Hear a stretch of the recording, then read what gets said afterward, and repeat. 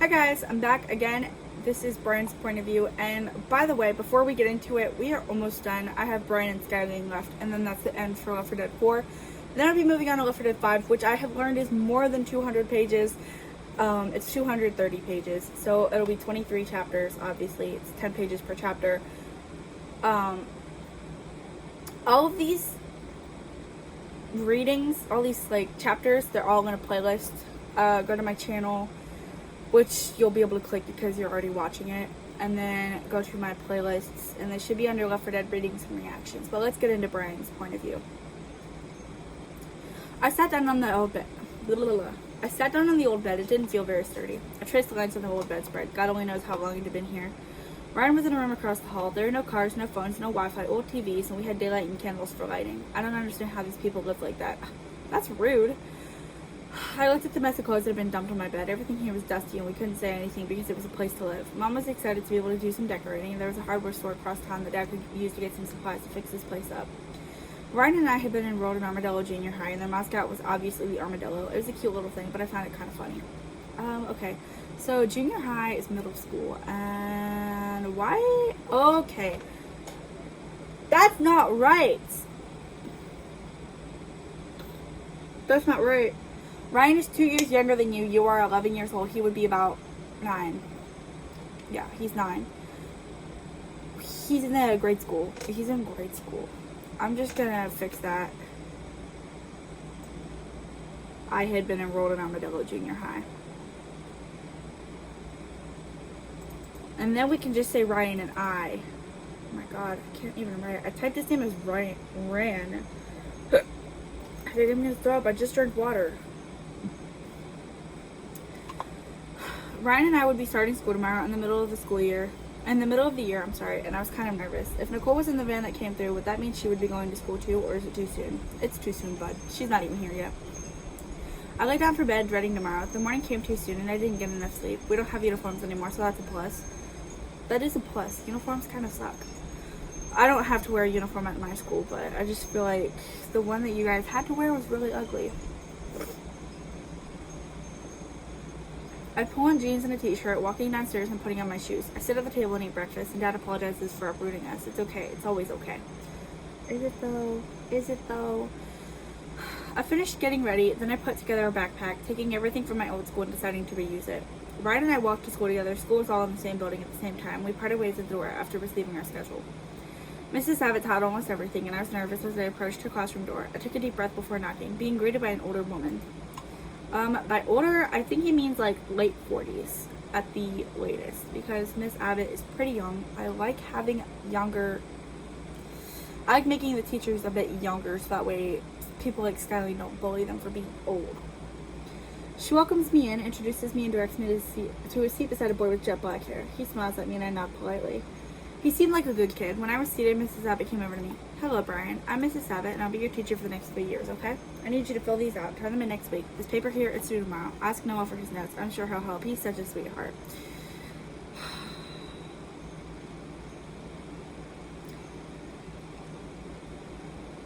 I'm not going to say it. Not yet. It was a lot of information to take in. I had to turn in a paper for tomorrow. Wow, talk about letting me adjust. I nod, thanking her, and she smiles, turning and heading to the front of the class. They're doing silent work. She was busy grading papers.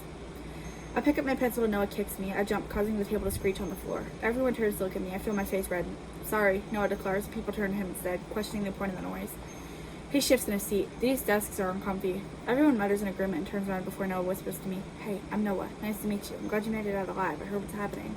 I heard what's happening, as if it's not broadcasted on the news and the radio stations and literally everywhere. Newspapers, everything. I heard what happened. Like say my cat dies, which please don't die. I will lose my mind. But say my cat dies and I'm just chilling at school and he's just like, Hey, I heard what happened. How did you hear what happened? Who told you? But this is a big thing. Everybody knows about it. You didn't hear what happened. I'm gonna leave it though. I'm not gonna edit it. I just thought that's funny. He pauses for me to respond and I nod. Want my notes? I didn't mean to scare you. Mrs. Abbott doesn't really like talking in her classroom. She's super strict. No, she's not. You're just an idiot. That's what I think. But Noah might be your guys' favorite character right now, but I just dislike him. I dislike him. You know those people you meet where their vibe is like super off, and you know that it's off, so you dislike them from the start, and nobody listens to you. They're all like, "Oh no, she's great," or "He's great," and you're just like, "No, they're not." And then they turn out to not be great. Yeah, that's Noah. That's Noah. Everybody loves him. He's such a sweetheart, but he's not. He's a monster. But we're gonna overlook that. Thank you for the support, bud. That sounded really rude. No, but actually, thank you for the support. My book, Seven Deadly Sins. The whole series has been getting a lot of love, I would say. A lot of people have added it to their reading lists. There's 3 of them: Pride, Gluttony, and Wrath. But yeah, go read those 2. I'm not again taking his notes gratefully. When I flip the notebook open, it's filled with a little bit of everything and it wasn't in the least bit organized. I scribble everything down into my notebooks, trying to keep things organized. It's a shame I couldn't take as long as I wanted to catch up. This is crazy. Actually, you know what? Let me suggest something for you. It's a big brain kind of thing. I don't know. Maybe I'm wrong. Just ask if you can take his notebook home. Hey, I don't think I'm going to be able to copy everything down right now. Can I take this home with me and do it at home? I will bring your notebook back tomorrow. I swear to God, you can trust me. And if you don't get your notebook back tomorrow, you get to flush my head in the toilet. That sounds pretty fun, right? Right? Yeah. Just ask if you can take it home. Because most people, if somebody was new, matter of fact, when I was in 7th grade, there was a new boy. It was like second day of school, so it doesn't really count. But he didn't get the notes. Yes, we took notes on the first day of school in math class. Well, he didn't get those notes because he wasn't there. That's comically hilarious, is that he has missed the first day of the 7th grade and the first day of 9th grade. That's crazy. And then he was online 8th grade, online 10th grade. I was online for 8th grade as well, but I didn't do online in 10th grade. I've been in school for the past 4 years now. But on that second day, I gave him my notes. If he didn't copy it in class, I would offer to, I don't know, send them to him later, or like just make sure he would get them later. Now, I have Wi-Fi, and like we have technology, so I could have sent him a picture or whatever, which he didn't have a phone, so I technically couldn't have. But,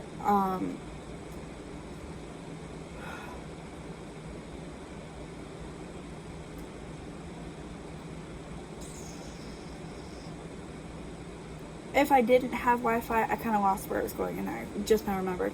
I would have just let him take the notebook home. It is a page of notes, so it wouldn't have been that big of a deal, and I could just tell the teacher, like, hey, I need to copy the notes again because he didn't give me my notebook back, whatever.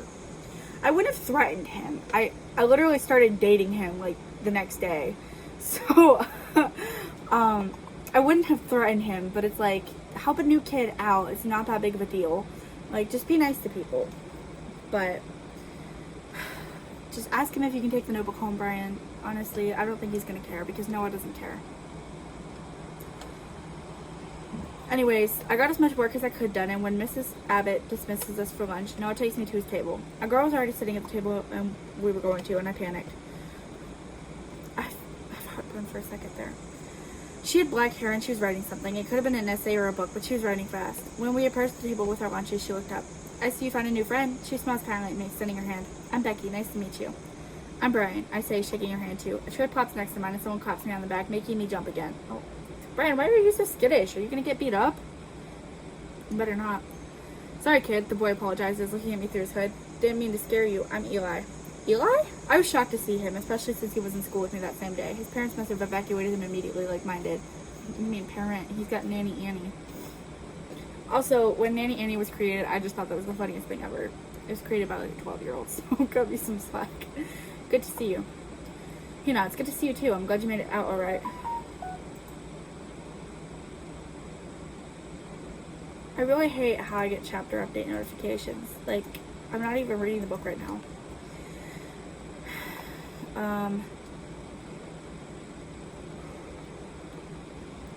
I'm glad you made it out alright. It was chaos back there. I agree, and we all eat lunch. Noah and Eli make a lot of jokes, and Becky rolls her eyes a lot. I wonder what it's like for her to be the only girl, and she says she feels like a mom sometimes. I laugh more than I ever have. It feels good to have friends. Becky's nice, and she has no interest in the boys. I caught snippets that she was dating a kid back home close to her ranch, but not exactly an armadillo. I walk back to class with them, practically cackling as we reach the hallway. Eli and Becky go their separate ways, saying they'd see us later, and Noah and I go into Mrs. Abbott's classroom. There's like 4 or 5 teachers, so I managed to catch up on the work, and Noah and I become best friends. He was like a brother to me, and he hung out at my place every single day. Kind of like how you did with Nicole, huh? Sometimes we helped out with the house, sometimes we played board games, sometimes we made up our own games, and we included Ryan from time to time. We were sitting on my bed one day doing homework when he finally said, "Can I tell you something, Brian?" I looked up and he looked serious. His notebook was closed and he was looking at me. "Of course, you can tell me anything." Now, this is going to sound a little bit cringe, but, I don't know. I feel like this is not, I feel like I have to put like a trigger warning on it or something. It's just like, this is going to be so bad.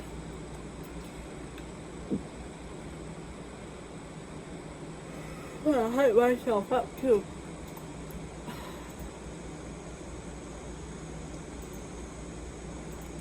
Noah smiles briefly before continuing. My dad likes to beat on me at home. Also, I feel like this is going to be a little bit of oversharing, but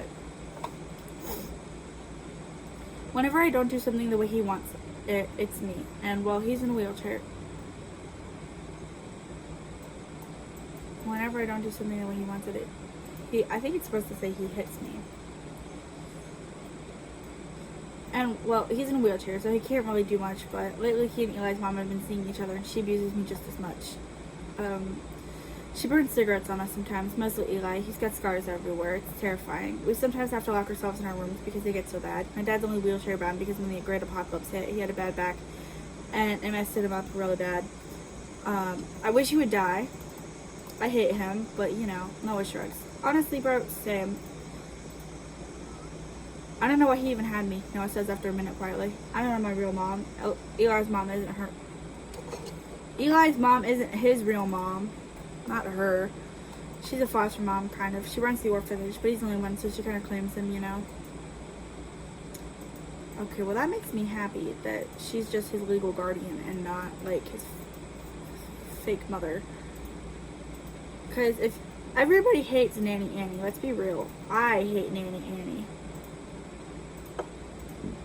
I know, but I don't really know. That is so messed up. My heart breaks for Noah. Becky knows, and Eli does too, but nobody else does. I feel bad for them. I wish there was something I could do. Honestly, fight them.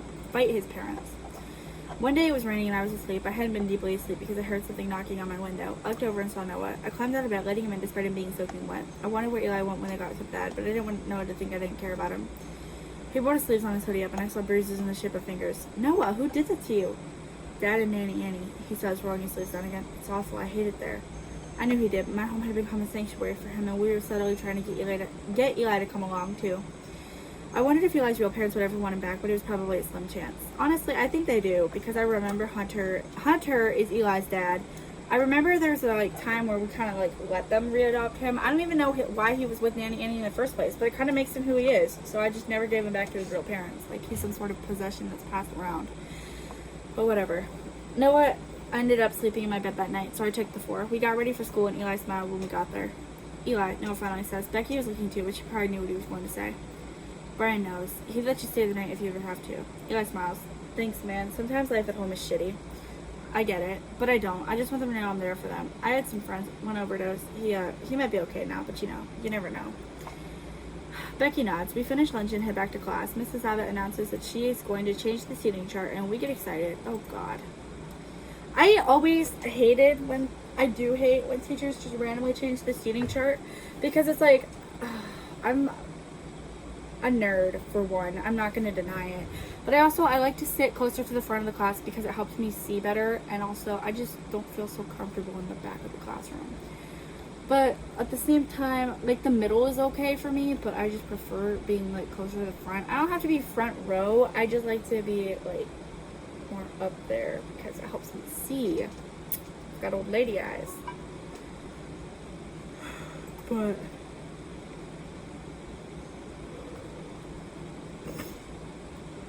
I was a little nervous I'd be away from Noah. He was the only friend of mine in the classroom, but I'd have to make do. Just make new friends, honestly.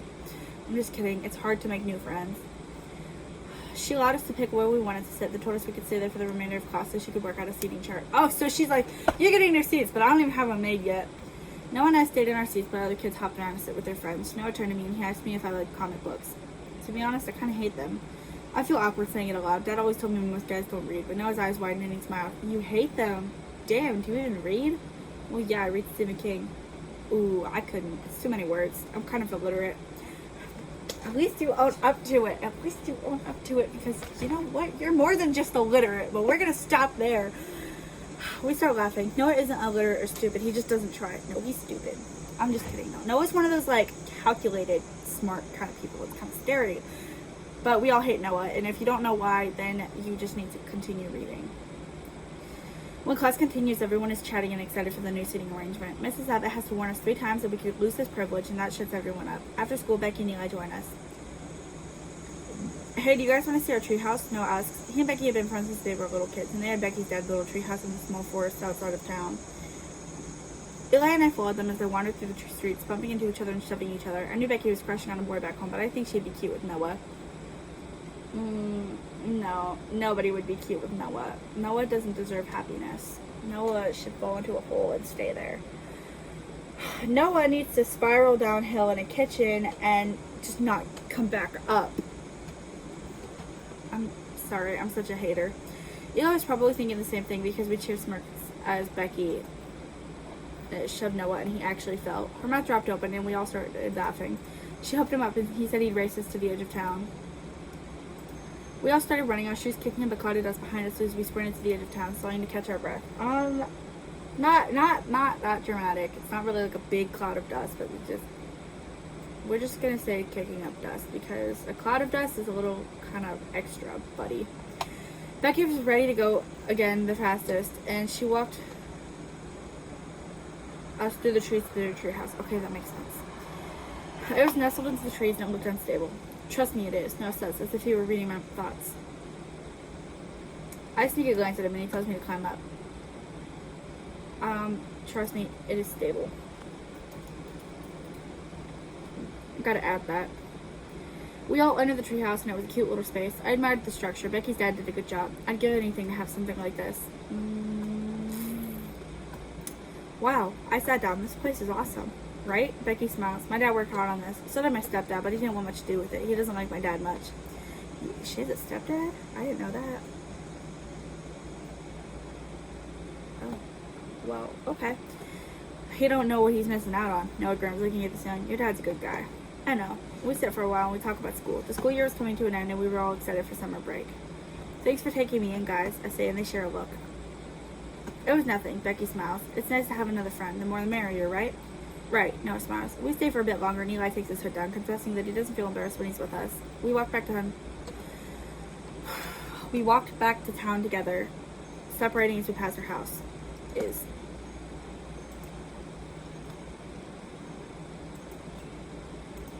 Yeah. I felt like I belonged with them and I was happy with them. School was nice, not much I saw Anna. She was talking to a boy, so I figured she'd already made a few friends. Oh, it's Michael the Cycle. Here he is. Mrs. Abbott wrote out a seating arrangement. We didn't get to pick where we sat. Now, class, we have more students joining us. Their seats have been placed in a scattered order, and I expect you to show them small town hospitality when they sit next to you.